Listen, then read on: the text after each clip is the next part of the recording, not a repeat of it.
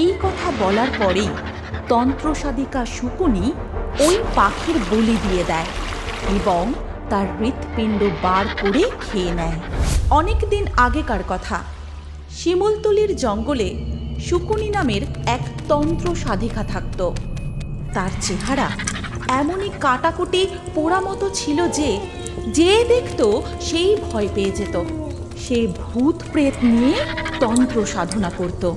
ওং হিং ক্রিং চামুণ্ডে, ওং হ্রিং ক্রিং চামুণ্ডে।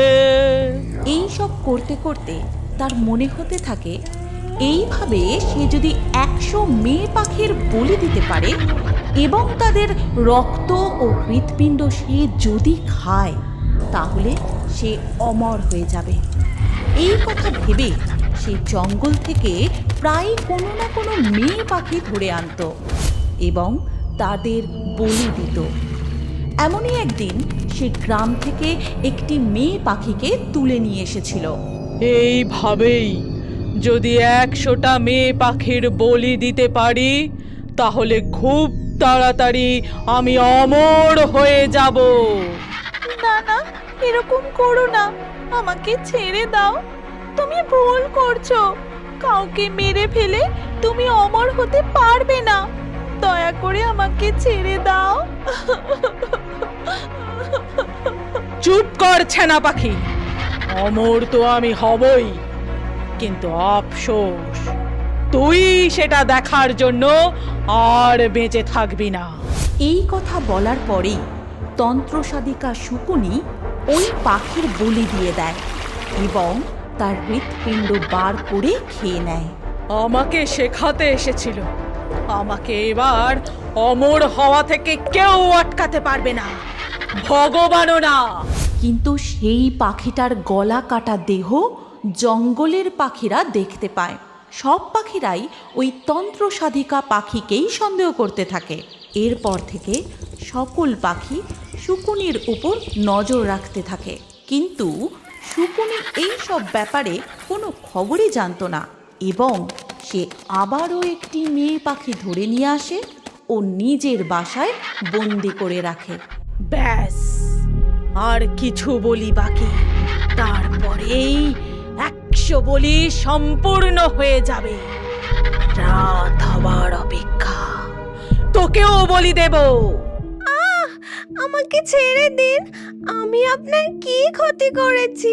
আপনি আমাকে কেন মারতে চাইছেন? বাড়িতে আমার মা অসুস্থ। দয়া করে আমাকে যেতে দিন, আমাকে যেতে দিন। মেয়ে পাখিটি চিৎকার করে করে কাঁদছিল। ঠিক সেই সময় জঙ্গলের প্রধান মাইকেল নাগ ও আরও কিছু পাখি মিলে তন্ত্রসাধিকা শকুনিকে ঘিরে ফেলে। দেখো দেখো, এই শয়তান শকুনি আবার একটা বাচ্চা পাখির প্রাণ নিচ্ছিল। এইভাবে কতজন বাচ্চাকে এ মেরে ফেলেছে। ওকে ওর শাস্তি পেতেই হবে, ওকেও মরতে হবে। এরপর সকল পাখিরা মিলে শকুনিকে খুব মারতে শুরু করে। মারতে মারতে তাকে প্রায় আধমরা করে ফেলে। ব্যাস, এইটুকুনি ক্ষমতা তোদের সবার।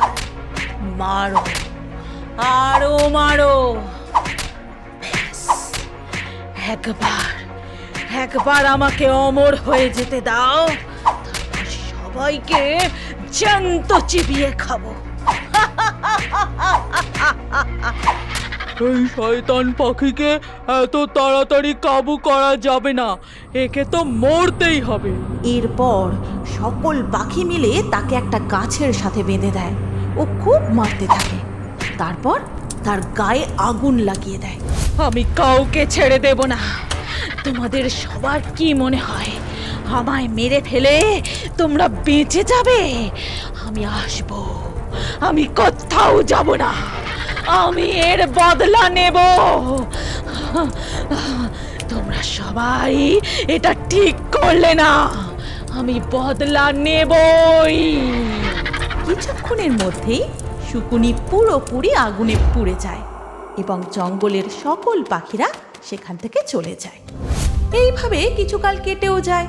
এর কিছুকাল পরে একদিন একটি বাস নতুন বর বউকে নিয়ে গ্রামের পথ ধরে আসছিল, যার মধ্যে জঙ্গলের প্রধান নাগও ছিল। কিন্তু হঠাৎ করেই বাসের ড্রাইভার পাখি এক বয়স্ক পাখিকে দেখতে পায়, আর সাথে সাথেই সে জোরে ব্রেক কষে বাসটা থামিয়ে দেয়। আরে ড্রাইভার, এইভাবে কেউ বাস দাঁড় করায়?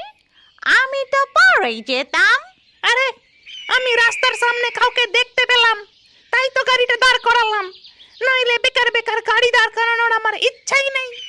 কোনো বয়স্ক পাখি দাঁড়িয়ে আছে রাস্তায়, দাঁড়াও, আমাকে দেখতে দাও।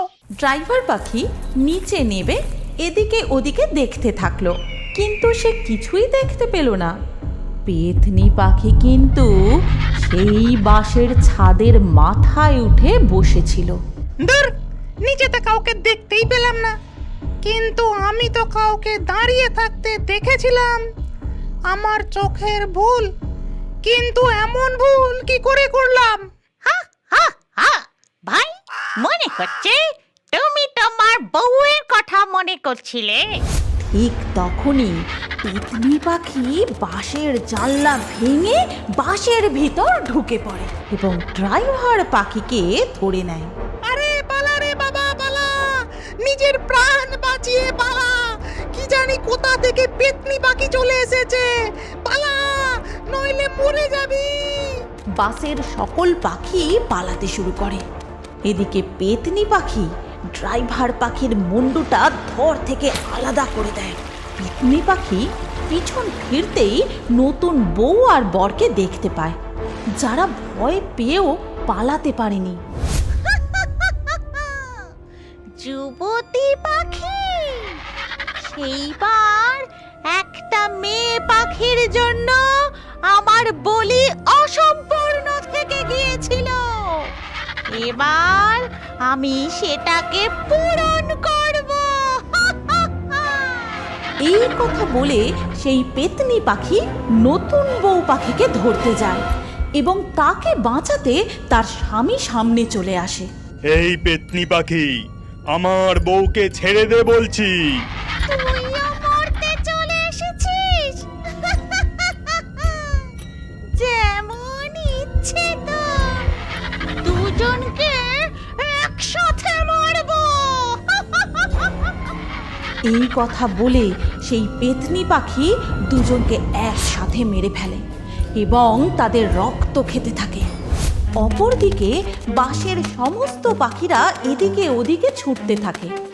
ওরে, এই পেতনি পাখি এখানে কি করে চলে এলো? আমি কি করে জানবো? আমিও তো সবার সাথে বাসের ভেতরেই ছিলাম। এইসব পরে ভাববো, প্রথমে নিজের জীবন বাঁচাও আর পালাও। যখন দুজনে জঙ্গলের দিকে পালিয়ে যাচ্ছিল, ঠিক সেই সময় পেতনি পাখি তাদের পথ আটকায়। আমাকে চিনতে পেরেছিস প্রধান? আরে প্রধান বাবু, আগে তো আপনার বলা উচিত ছিল যে এ আপনার পরিচিত। শুধু শুধু এতটা দৌড়লাম। চুপ কর, আমি জঙ্গল প্রধান, আমি কোনো পেতনি না। আমি কি করে কোনো পেতনি পাখিকে চিনবো বলতো? ক্ষমা করবেন পেতনি পাখি, আমি আপনাকে চিনি না। কে আপনি? কিছু বছর আগে তুই আর কিছু পাখি মিলে আমায় জীবন্ত জ্বালিয়ে দিয়েছিলিস। আমি সেই শকুনি।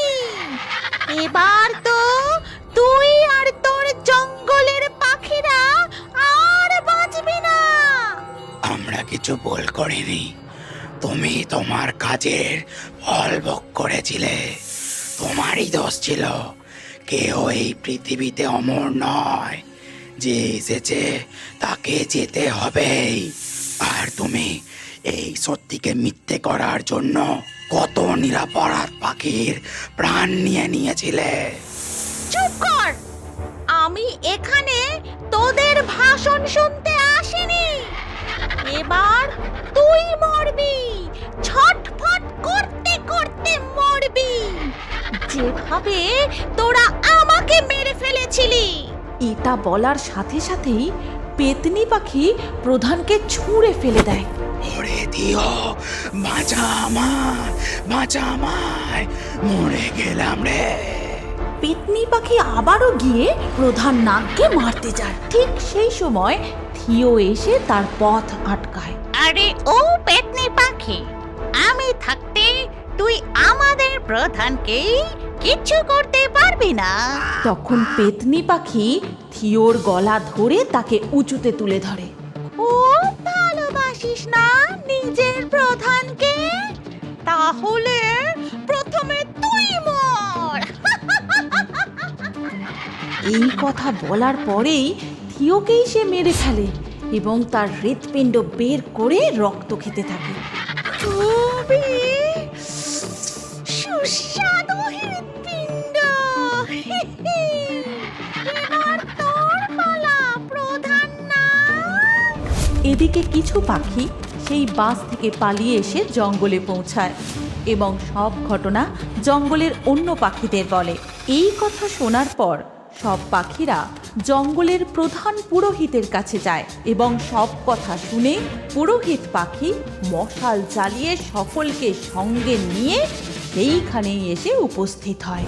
জঙ্গলের সব পাখি, এই পেতনির থেকে আমাকে বাঁচাও। এই জঙ্গলের সব পাখিদের এ মেরে ফেলবে। বাঁচাও, এর থেকে বাঁচাও আমায়। দেখুন প্রধানজি, আপনি ভয় পাবেন না, আমি এসে গেছি। এই পেতনি পাখি কারোর কিচ্ছু করতে পারবে না। এই কথা বলার পরেই পুরোহিত পাখি হনুমান চালিসা পাঠ করতে থাকেন এবং একটি মন্ত্রপুত মালা পেতনি পাখির গলায় ছুঁড়ে দেন এবং সেই মালা পেতনি পাখিকে বেঁধে ফেলে। শোনো, এই পেতনি পাখিটা যাতে আর কারোর কিচ্ছু করতে না পারে, তাই একে এখানেই কবর দিয়ে দাও। তোর কি মনে হচ্ছে পুরোহিত পাখি আমি এখানেই বন্দি থেকে যাব? সেটা হবে না। আমি যখন মুক্ত হব না, তখন কাউকে ছেড়ে দেব না। এরপর সব পাখিরা পেতনি শুকুনিকে মাটিতে পুঁতে দেয় এবং তারপর থেকে আজ পর্যন্ত কেউই আর সেই পথ দিয়ে আসা যাওয়া করে না। আমাদের গল্প আজকে এখান পর্যন্তই। এই গল্পটি আপনার ভালো লাগলে ভিডিওটি লাইক অবশ্যই করবেন এবং আপনার কোনো পছন্দের গল্প জানা থাকলে কমেন্টে লিখে জানান। সবথেকে ভালো গল্পটি বাছাই করে এমন কার্টুন ভিডিও বানাবো এবং এখনই আমাদের পরবর্তী ভিডিওটি দেখার জন্য স্ক্রিনের ওপর আসা এই ভিডিওতে ক্লিক করুন এবং রিও বার্ডসের আরও কার্টুন ভিডিও দেখতে থাকুন।